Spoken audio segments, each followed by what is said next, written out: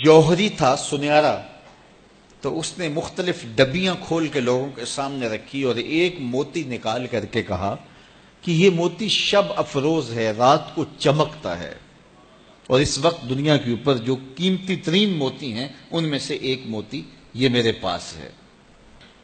خیر اس نے اپنا سامان سمیٹا تو اس مجلس میں ایک چور بھی بیٹھا ہوا تھا، اس کے دل میں لالچ آ گئی، تو اس نے اس جوہری سے کہا کہ جناب کہاں کے ارادے ہیں؟ تو اس نے کہا کہ میں بمبئی جا رہا ہوں۔ اس نے کہا واہ واہ کیا اچھا ہوا، میں بھی تو بمبئی جا رہا ہوں، تو چلو اکٹھا سفر ہوگا۔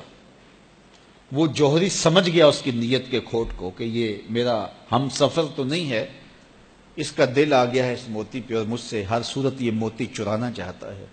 لیکن وہ بھی بڑا سمجھدار تھا، اس نے کہا آ جائیے کوئی بات نہیں۔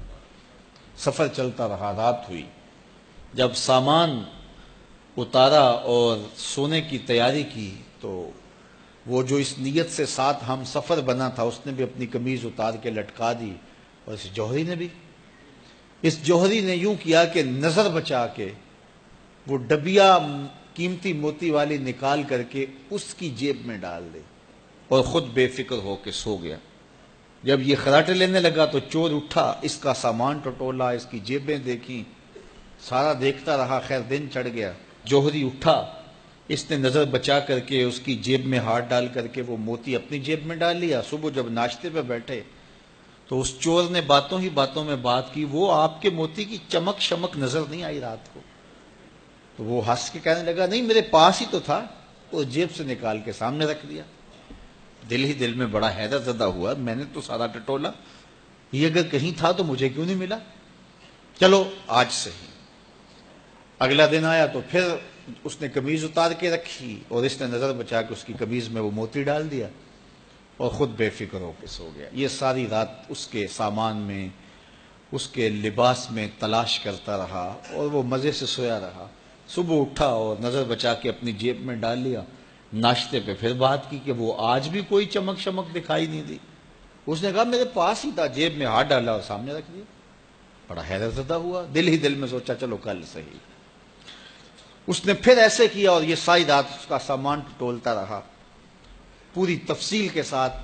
خیر جب صبح ہوئی تو اس نے پھر نظر بچا کے اپنی جیب میں وہ موتی رکھ لیا تھا، تو اس نے پوچھا وہ رات والا موتی آپ کا نظر نہیں آیا جس کو آپ کہتے تھے چمکتا ہے؟ کہا وہ ڈبیا میں رکھا ہے اس لیے چمک دکھائی نہیں دی، تھا تو میرے پاس ہی، اور جیب میں ہاتھ ڈالا اور سامنے رکھ دیا۔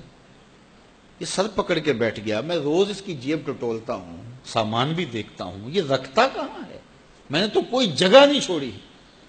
اس نے کہا سچ بتاؤں میں تیرا ہم سفر نہیں تھا، میں چور تھا، میں تم کو بتا رہا ہوں۔ اب آپ میرے بھی استاد نکلے، مجھے اتنا بتاؤ کہ یہ موتی آپ رکھتے کہاں تھے؟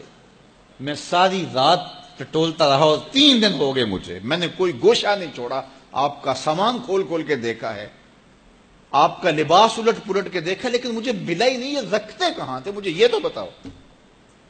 اس نے کہا لوگوں کی جیب میں ٹٹولتے رہے، اپنی جیب میں ہاتھ ہی نہیں ڈالا۔ بلے شاہ اڈ دیاں پھڑنے، جڑا گھر بیٹھا ہے انہوں پڑھیا ہی نہیں۔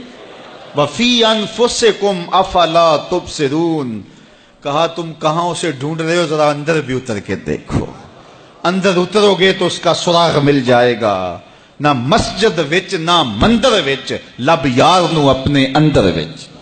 جب اپنے اندر اترو گے تو پھر سراغ زندگی نصیب ہو جائے گا، عرفان ذات ہوگا تو پھر عرفان الہی نصیب ہوگا۔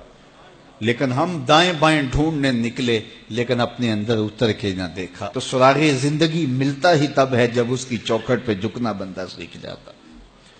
تو اس کی چوکھٹ پہ جھک کر کے زندگی کی سربلندی حاصل کیجئے اور مقصد زندگی حاصل کیجئے۔